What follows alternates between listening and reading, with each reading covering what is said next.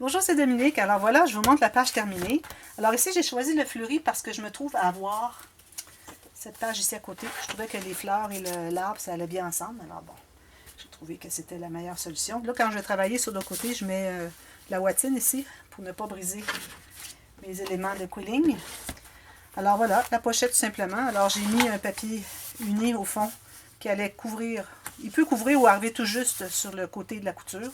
Ça va faire lisse de toute façon pour rentrer quand même qu'il ne va pas par-dessus. Mais moi, je l'ai fait aller jusqu'au fond. Ensuite, j'ai posé ce papier ici. Ensuite, celui-ci qui va embarquer par-dessus le papier uni que j'avais. Donc, ça fait comme un escalier. Ça fait ça, ça. Alors, ça rentre très facilement. Vous voyez, ça va au fond tout de suite. Et puis, j'ai fait par exprès ici pour laisser un petit espace pour pouvoir mettre le petit washi tape que j'aime tant. Je trouve que c'est vraiment, vraiment génial. Et puis, j'ai fait une petite construction ici, puis c'est tout. Ensuite, j'ai ceci qui ferme avec l'aimant. Là, on peut mettre des petites photos ou journaling. Ici aussi. Après, je mettrai des étiquettes journaling sur le coin ici. J'en ai quelques-unes, ça ferait bien. Pour si quelqu'un veut mettre une petite photo ou deux, il y aura un espace journaling. Puis ici aussi, peut-être même. Alors, j'ajouterai ça. Et puis, on va travailler les grands rabats de page un peu plus tard. Alors, ça, c'est terminé. Comme ceci. Alors, ça va comme ça. Alors là, il nous reste à faire le matage ici. Matage ici. Tout le reste est terminé. Là, ça fait quand même épais. Hein? Ensuite, notre dernière page, la page 8. Alors là, j'ai pris 4 feuilles. Moi, j'ai 8,5 par 11 ou 21,6 par 28. Alors, 2 feuilles que j'ai mis sur le plus long possible. J'ai calculé tout juste la hauteur. Là, on travaille sur le grand rabat de page. OK, on n'a pas arrondi les coins parce qu'on va avoir besoin. Alors, comme j'avais dit au début, on n'arrondit pas les coins tant qu'on ne sait pas qu'est-ce qu'on va mettre comme interaction. Alors, j'ai calculé la hauteur. Ici, je prends la longueur maximum. Si vous avez 30, tant mieux. Et puis, là, je vais faire une ligne de pliure pour une couture. Environ un petit peu moins qu'1 centimètre. Je vais me faire un gousset. Alors, je vais faire 4 mm certainement. Et puis, ensuite, je vais pouvoir faire une ligne de pliure. Alors là, je vais faire arriver un peu plus petit que la largeur de ma page. Alors là, vous avez le choix entre, vu qu'on a déjà une ouverture ici, peut-être qu'on fera l'ouverture en bas ici. Alors, c'est pour ça qu'arriver plus étroit que la largeur de la page, ce serait bien.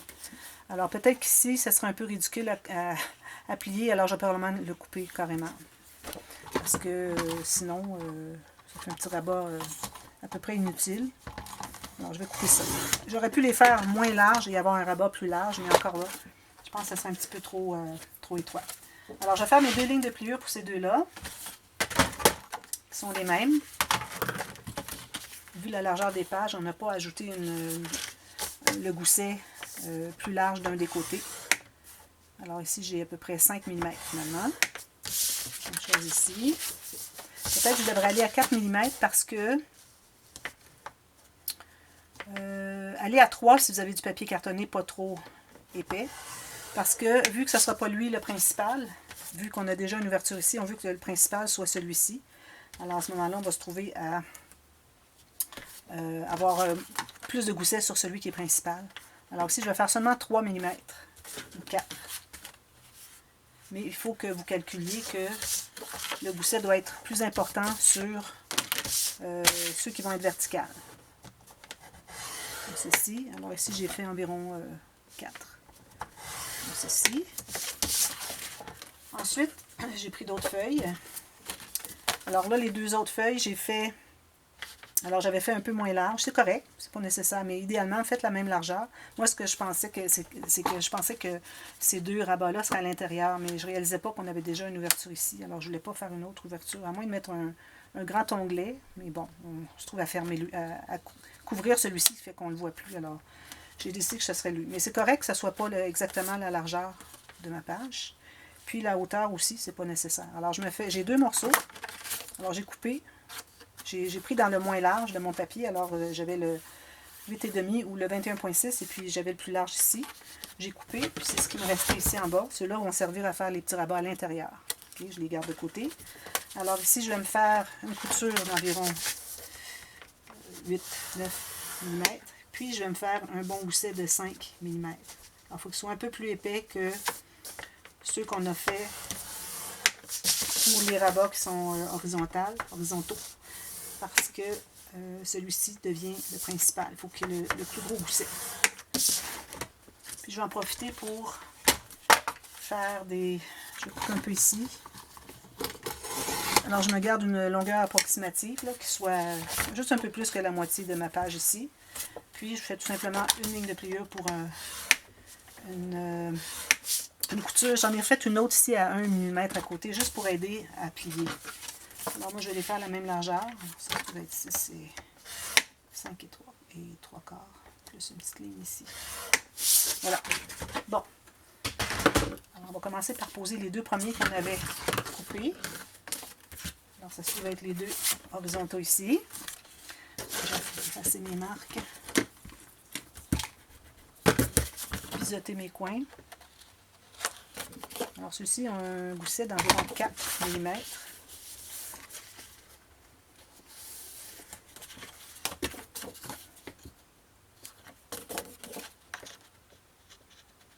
Juste la couture, pour ne pas rien couper dans le gousset.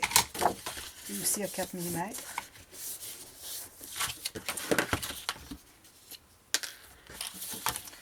On met la colle ici derrière. Alors là, je vais travailler sur mon codel à cause de mon ligne qui est derrière. Je ne dois pas l'abîmer. Alors là, je vais poser ça tout juste sur le bord de ma page. En haut, en bas et sur le côté. Bien égal à l'extrémité aussi. Ça vous assure que tout est bien droit.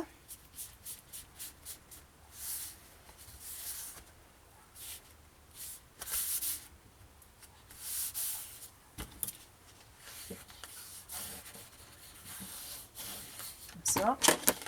Puis l'autre, même chose, à l'opposé.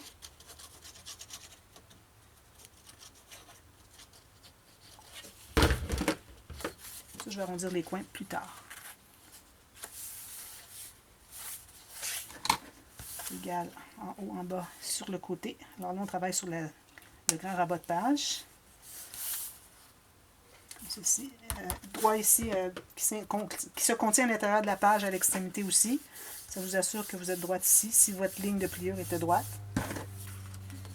Ici, presser tout ça.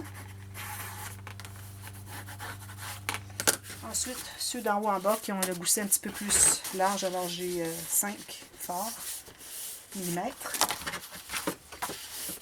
Un peu moins qu'un quart de pouce. Ici, ce ne serait pas nécessaire de biseauter les coins parce qu'on va mater l'intérieur ici. Alors, ça va cacher les coutures. Alors, je mets la colle sur la couture extérieure, toujours. Ben, toujours, pas toujours, mais là, souvent. Puis, je vais la placer juste en haut. Ici. Alors, j'aime bien voir mon gousset. Alors, juste la couture qui est pliée.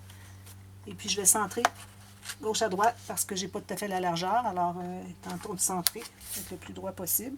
Sinon, si vous voulez, vous pouvez placer sur un coin et l'autre sur l'autre coin, mais à ce moment-là, il faudrait biseauter le coin qui est sur le coin, finalement. Ceci.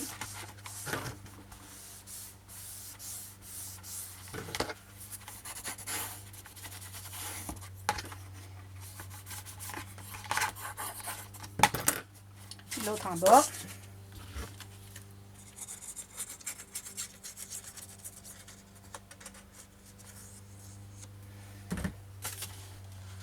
Alors, si vous avez du papier 30 cm de long, si vous faites ce rabat ici, pas tout à fait la largeur, vu qu'il est à l'intérieur de lui, il pourrait se permettre d'être plus étroit, mais à condition que celui-ci fasse toute la largeur de la page. À ce moment-là, ça vous donnerait peut-être suffisamment d'espace qui reste ici. Alors, faites un pli, ça va faire un rabat de plus.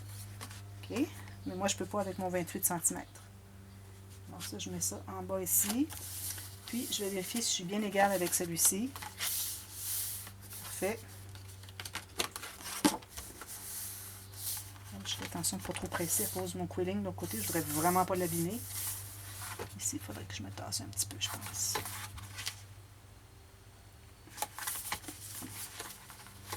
va bien pourtant. À la longueur qu'il y a, je crois qu'on ne verrait pas si jamais il y avait une petite différence de largeur. Alors voilà, tout ça. Ensuite, mes deux petits morceaux qui me restent. Alors ici, j'avais fait un petit gousset d'1 millimètre ou 2. Alors je vais faire accentuer ici mon gousset. C'est pas nécessaire de biseauter les coins parce qu'on ne le mettra pas nécessairement au coin. Si vous voulez le mettre au coin, je conseille de biseauter le coin. Là, il sera. Alors, je vais le mettre plus bas ici. En même temps, ça va faire moins d'épaisseur parce qu'on a déjà 2 coutures ici. Alors, je vais le mettre en bas pour en avoir 2 ici aussi. Puis, je vais le mettre tout juste vis-à-vis celle-ci. Ça peut être aussi sur le côté, hein, comme on veut. Je trouve que c'est correct. Je vais mettre une petite incrustation ici. Sinon, on pourrait le mettre sur le côté, vu que ceux-là vont être fermés, ils vont être derrière. Alors, on pourrait le mettre sur le côté. C'est comme vous voulez. Je vais faire différemment. Je vais le mettre ici. Même chose l'autre.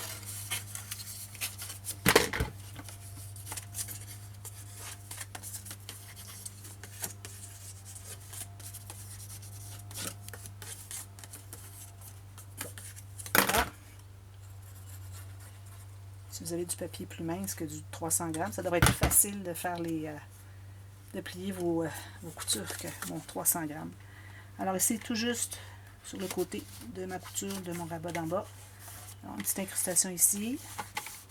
Ça donne une occasion. J'aime ça créer des occasions de mettre des incrustations. Comme ça, bien, je trouve que ça ajoute aux pages. C'est plus joli encore. Mais ceux qui n'aiment pas faire des incrustations, je recommande de le mettre tout juste sur le côté, à l'intérieur du pli, sur la base de la page. Puis, il nous reste à mater tout ça. Moi, j'arrondis tous les coins. Je vais faire des espaces photos, des incrustations. Je ne vais pas prendre trop de papier. Il me reste encore à mater tous les grands rabats de page, avec des espaces photos beaucoup, mais quelques petites incrustations. Et ici, j'ai aussi les intérieurs les interactions dans les intérieurs de couverts. Puis aussi, il faut que je me garde du papier pour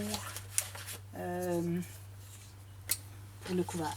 Alors, moi, j'avais gardé celui-ci, mon couvert avant, mais je n'ai rien gardé encore pour le couvert arrière. Je me suis gardé, vous vous souvenez, j'avais 3 feuilles, je pense que c'est la 3e. Est-ce que je l'avais prise par erreur? Ici, c'est 3 feuilles ici pour la boîte, parce que moi j'ai une boîte en plus. Alors, il va y avoir beaucoup d'espace photo, papier uni dans tout ça, que des petites incrustations, puis même chose pour tous les intérieurs de grands rabats de page avec les petits pop-up. Alors ça, je mets ça de côté. Si vous ne l'avez pas mis de côté, je vous recommande de le faire tout de suite.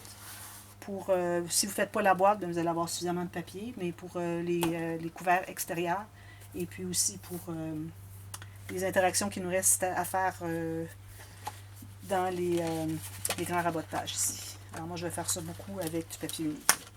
Parce que sinon, ça m'aurait pris un 3e bloc. Alors ça va comme ceci, ici, ici. Alors là, ici, moi, je recommande peut-être un onglet rotatif si vous voulez, mais là, on n'a pas beaucoup d'espace. Il faudrait que ça soit plus court ici un peu. Je recommanderais d'avoir au moins 1,5 cm de libre ici, si vous voulez être capable d'avoir un onglet rotatif qui se loge sur la page au lieu de ressortir. Et puis aussi, vous pourriez avoir un aimant ou 2 avec un petit onglet. Ou vous pouvez avoir un ruban. Moi, je vais peut-être mettre un ruban. J'en ai pas mis beaucoup à date. Alors, je vais mettre un ruban. Parce que les aimants, j'en ai pris beaucoup avec le flip et reflip. Alors, je vais tenter d'en économiser un petit peu pour le reste de l'album. Alors voilà, matez tout ça. Tout sur des surfaces rectangulaires ou carrées. Là. Très facile. N'oubliez pas d'arrondir vos coins. Je vous recommande fortement. Et puis, je vous reviens avec tout ça terminé. Ça, c'est long. Très long à faire. Et puis, ensuite, on va venir avec les pop-up. Alors, j'ai fait un petit test déjà. Et puis, j'ai trouvé une technique qui fait que je vais vous expliquer comment est-ce que ça fonctionne. Mais ça fonctionne mieux que ce que je vois quand je regarde sur des vidéos YouTube, où est-ce que quand ils ouvrent la page, le pop-up, il faut pencher l'album comme ceci pour voir. Alors, j'ai trouvé un truc pour que ça ne soit pas nécessaire.